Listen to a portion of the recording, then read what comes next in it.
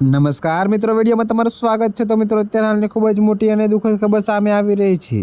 ત્યારે મિત્રો તમને જણાવી દઈએ કે સુરત પોલીસ કમિશનર અનુપમ ગોહેલોતના વિશેષ નિર્દેશોને પગલે સુરત શહેરના વરાછા વિસ્તારમાં ટ્રાફિક પોલીસ દ્વારા એક સઘન ડ્રાઈવનું આયોજન કરવામાં આવ્યું હતું।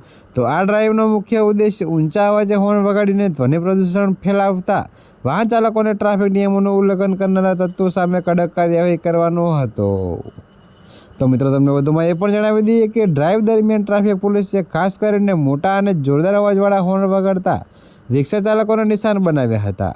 જો કે મોટા હોર્ન દ્વારા થતા ધ્વનિ પ્રદૂષણને ગંભીરતાથી લઈને પોલીસ દ્વારા અનેક રિક્ષા ચાલકોને તપાસ કરવામાં આવી હતી। તો મિત્રો, પોલીસ કમિશનર અનુપમ ગેહલોતના જણાવ્યા અનુસાર ધ્વનિ પ્રદૂષણ ફેલાવનારા વાહનો સામે કડક કાર્યવાહી કરવામાં આવી રહી છે।